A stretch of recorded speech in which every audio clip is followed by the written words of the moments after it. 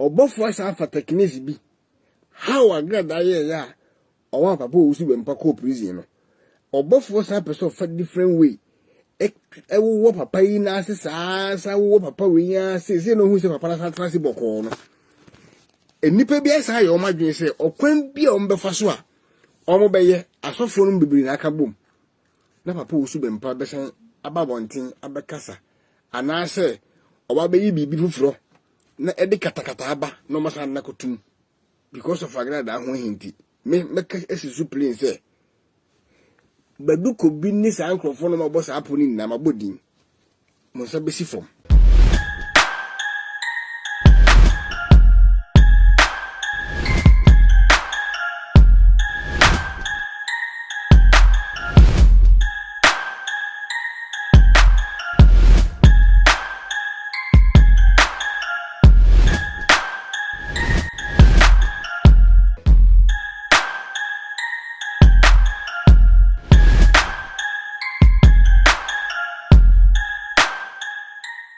Omaya share mama kwa ba ediba attention TV so mom PC na natinze mabeji makunya kese no attention TV so radio and TV presenter baba ne meden den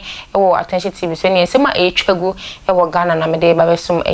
mia me ma ne nsem ne de matabire ne se ya na mede ahye me dressing bag na mede asem ho ne me tam ya ne attention TV se sometime na me ba be bisi nsem no mu amam ene ede na etwagu ye my Ghana ne de nsema etwagu ne de anu den fire for fire and kasa yoja ye me kura meti ye me ma hye me say ene ma koso Ghana pam Christmas here ba ko ye university say wo bibia wo bia watawe wo mpaboa a wo mpeno university say ye frɛ no wo ne number na etwagu sa na ofrɛ na bibia wo bia say wontimi mfa ne ma ne mbo ba beje say momumpo na apese wo sene de ma mo buru hufu ya university ebeje sa na ode ama nkwala efefe Christmas do wotwe akokɔ sere ene wapontwe sere no na wo kai ajanka ebedi de me medama say ensem we dia no odi prophet Badu Kobi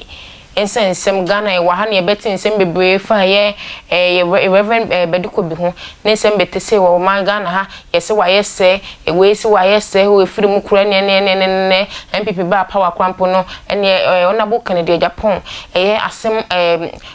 MP ekoji ne se ne car sa bebre a tama na NDC wo power na onya nyom gifini nsem ma ne se mu nyina hwe no TV so nsem betwagu Ghana ha bebre bisa kwala kro betimi enya bi akacho o no ba be ababonten ene won ma yese ni we ayese a whole lot e man betese wo Ghana ene de da sorry ene nsem fofo ne asan so ate ye audio bi ene na maye Ghana aje se edi ni ne nsem bi apiepie na ne nsem ne ba ye mse imeti no me hye me ene nsem nya pie ye pe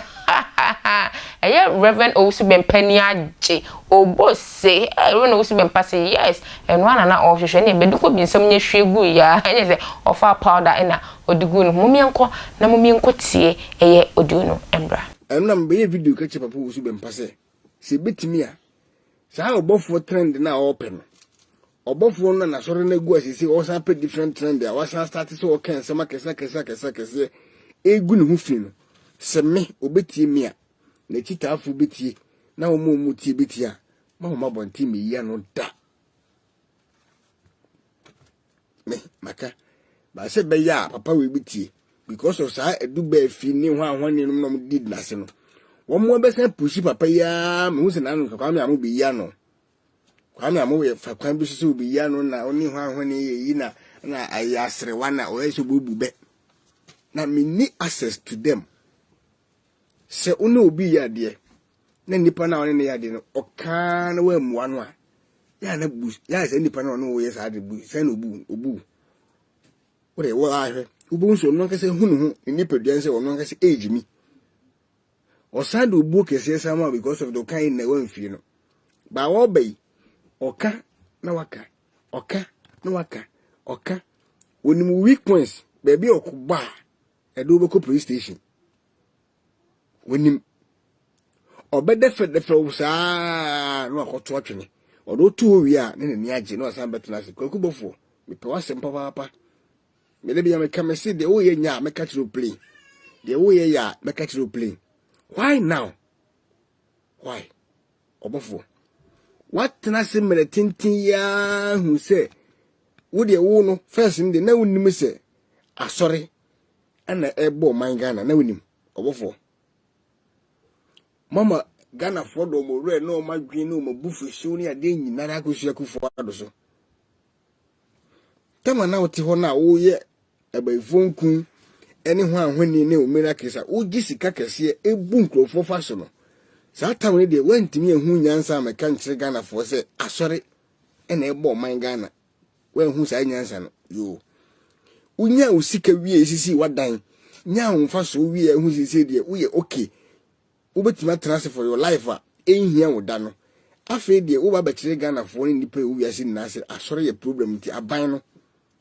wo sa be pushi aban se onfa ne ho mewura so no mewu nsore na ogu ni wi a wo na wugina waso dem se wasore ba obeto ba dem MPP aban no oba mo mfro papa bi mo si waso dem yewa ene de sa aban na wo se ento ba man wo kole no se o megugu nsore because of se wadi ye wi ene sa yedie na wo di sa adwene na wonum sa sore na wo ye no eye bone na wonim pefe se won kasa wonim akoma mu se u bunkrofo fa so umfiri nyame na wo fa sa akwa no so bunkrofo e fa so de sa nyapade no sa fa nyapade ni na sa tonton na sa afori na sa fa komo ansa na yen e wo so ye wa ha no ya gide wo kanadi why wadwen se sese wa sore ne kofom inti kwam bia obefa so bebre Owusu Bempah down obebre down yes baba bia emi de pass agrada asem we ekoso me kwa se wo start na mfese bia agrada na heda ene nkrofo bi na abopo se be yes ad but se yampampo a how agrada be kasa no se wo bofo wo fro hu se wo ye nyansani a agrada kwa mo hu so wagimi agrada ama obi hu se wagimi se de na me respect o pa no agrada kesi bai no be expect se obi yes ad ya we wetimi atnasia bra agrada free prison bai pen na fe no hu se papa Owusu Bempah sofo bone ana obopa ana oyesi ana omenkrofo ana oyesofo bone na sa tam de na woni sofo bone ana wo hye na akọ na so dem ko prison no as a man of God na woni so bi ye nipa bonefo onfiri nyame na wo bo nkrofo po na wo ya de bone wo man no eritia nkrofo na wo keep you for wo wadwen mu na wo support no ko gen na so dem ko prison no ma mansan na hu se wo yo he na wo wi ene na fe de wo be hu nyansa be ka che nipa me se ya na mo fe se nipa ya jimijimi aya sometimes ye video ya me ya se enko vara na nkwachi ma mu ntibi se timi ko long way na mutibi anka mo ye be che mo se ye nyansa se mo bebre nipa na ebo mo asore no ni nipa na etie mu no aya na enya ba bi o munya ideas free o kasapa kasa de unim kasapa but o kasa no se wakasa ma san bere ni jimi bere ben na hu se papa Owusu Bempah free nyame bere ben ya long time na hu ye beboa ana wo se wasem wo no mu nsem ama hu se na wo free nyame but wutimi keep ye ko gian na so dem ebi efi se wunim se munna ya za mo za nkrofo se nyankopon pa ti ase a wo wi ase a ensema efri manu mo keka no nyame onye bibi mfa ho na akra ombedi machi a omwazira ensan omo yi awdie no mama ne omunam ni sika magye firi san krofo wo dai arechi mo ho no onfo mo yare nyinara si nyame wo wa onfo mama ne hu nyinara kwakubofo mo asofo na mubu Ghana no yare biara e wo wiase e wo san krofo no so yawdie biara e wo san krofo no so amani hu biara wo san krofo no so a omudi apimie ni yi awo makomom because of mo san krofo wi kwan amodo mafa so arechi mo ho no enije na monya moje no omfa sa yi awo ni sa amane emmra mo so in future omma yi awo ni amane a enye wiye emmra wonu mabusua so se na wutumba bontin be kasa nsim wi nyina se mo sofo na moye problem of Ghana mo na mo koso problem mo na mo yaza mo na mo na nyame ene de wutumi kasa mo bible no ene de wo osofo mu timika se mo Bible no a cake. The same Bible no and I was king for the koya by funku e di bu nkrofo fa so ene de wo se ade na wo di bu nkrofo nya sika wie no a cake. Still a man for boy sorry. Still a man for Judy. Still a man for man of God. Ene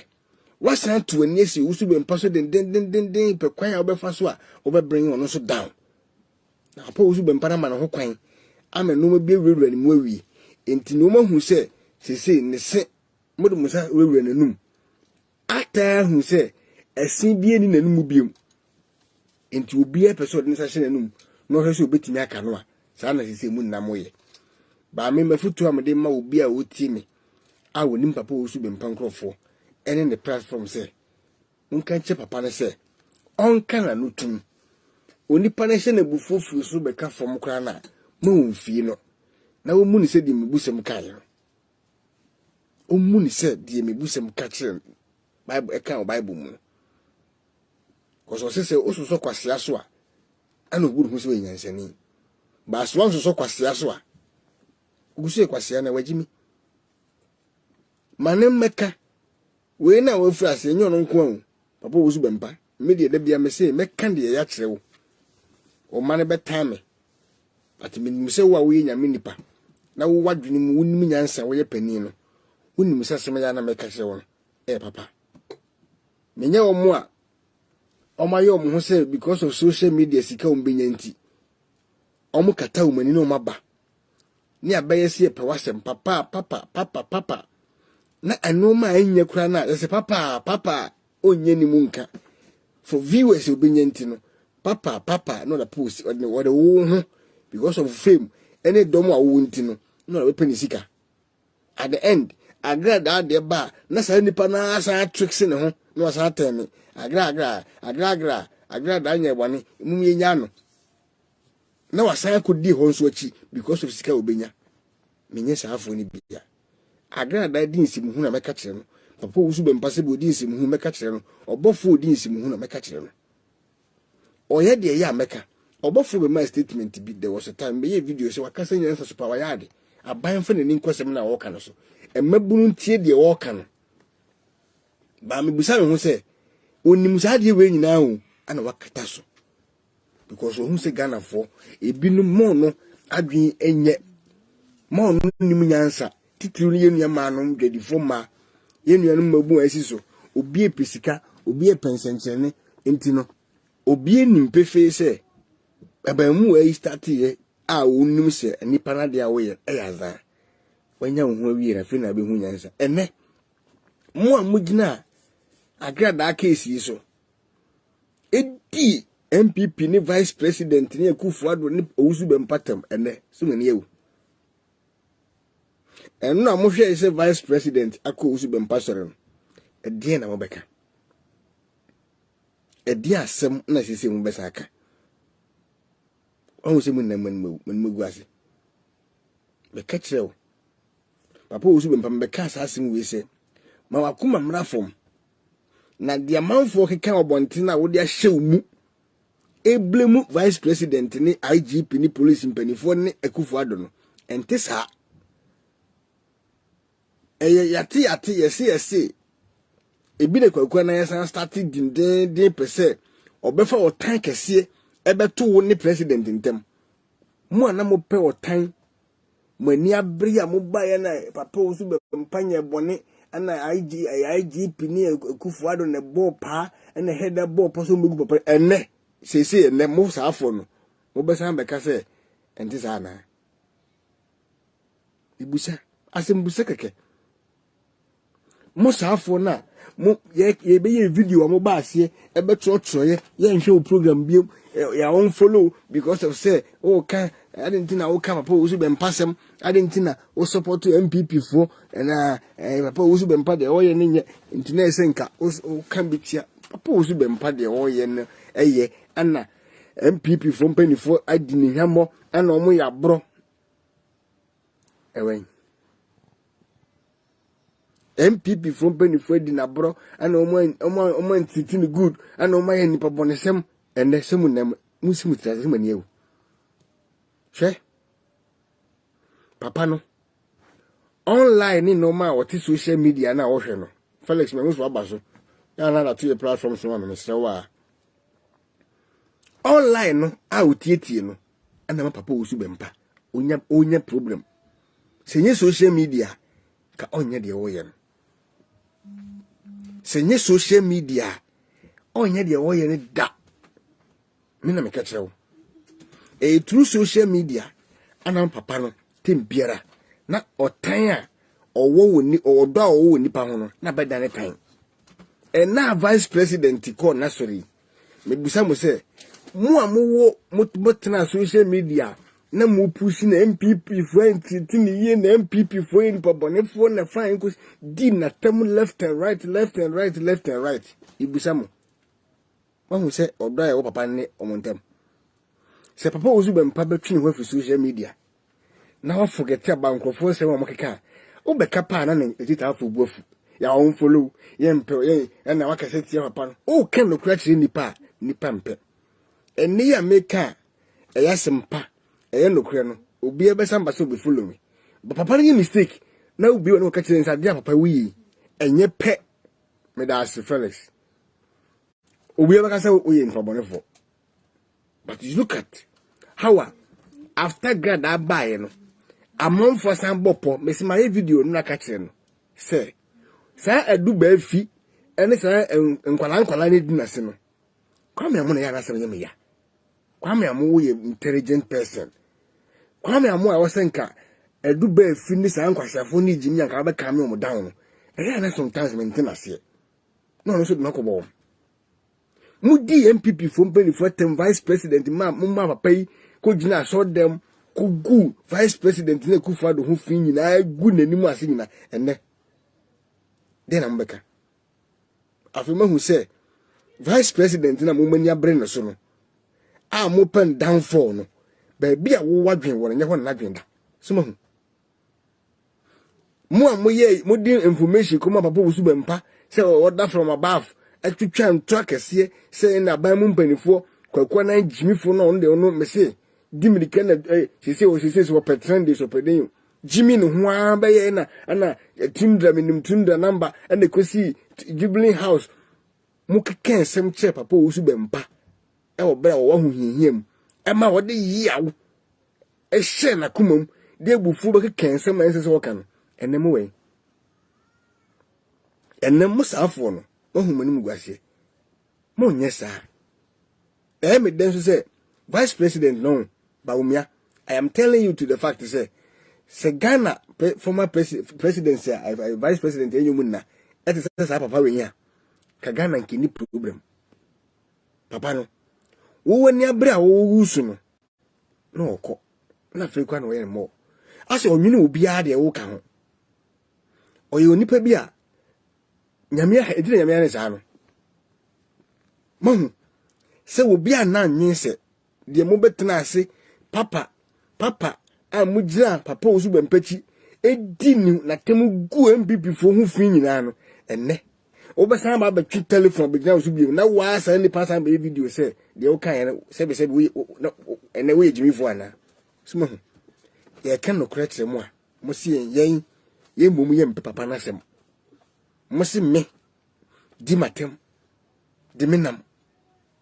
amenne nipa tim warning o me inboxes warning me for telephone frame me direct call master se wonim na se wo Papa Owusu Bempah din bi mu a adiam enne mu we MPP for ya bro o me widi for ono ne ma kwan ne ko chi Papa Owusu Bempah. Who told you? Ana me busa say etimu ankasa mani kosue ya tietia o han se wani mfra ya ugidi pa se ade eto Papa Owusu Bempah no ekufo do pa na se baumia ebetuma twi telephone se police for monko chi papa we mun treat ne bad we obi a wo sense ugidi obi na dwemu da ho pa betuma ka che wo se sebi ekufo do betuma soma se game bone pa na ayi papa Owusu Bempah ye Akufuado na obetimi abuntim se me punish no for sales na ba umia ebetimi abuntim po se me Owusu Bempah nya me hwe esan so ye man of God nti me ma ya na koto afiase for nothing sebi na magedi ni nipa desani agi sensem we adi me se no ko aso dem wo no hwedom omte se obeba asoro for visit no hwedom we pudie na chi ya mumma ye nyai saade na social media yi ame nipa ekote bia ensese ekom social media we ame nipa be bia ye de Ghana ekono enye wo me mpaibo ene ma dese dia mesre papa Owusu Bempah ne se wo sinya me na afre na mpa na nyame pa ngosra wo no so a ontwe ne ho fi social media obetime ba oye ni na sori a social media de enye bad o ma ne nkwala na wo na se no in free social media ma ontie atesem hunu se the Bible kai no ma ontie atesem hunu I know say me call so de bufu ni ya obekeke ensem e ma na titafo e be fat o tanke se be to Akufuado ni vice president so ne offense IGP so nyina no eye atesem ye say wo mo fakiri e be keke ensem kire no wo mo ne ma papa no akoma call soro e koduru level bi a ye ka kire ne se be bia wo de na akoma akoduru no eye wrong on de wo ni position ni tibia wo mu no ene ukwanse o so low so cheap mo se yen yetan ye kan no kura no mo se yen yin babonefo agrada issue ba yi wo mu ana wo mo se wo mu do no nyina no safu ya bi sa tane wo mo ho san ku gina agrada chi because of say e ho na trend ne nam e ho no benye sika free e ho na okasafa ohun sa manfu ehwe the Ghana social media na koye ne se make say nipa 10 pe na ehwe no ompe obeka no kore ni nipa mienu pe ananto ba ko be hwe no da bi a dede wo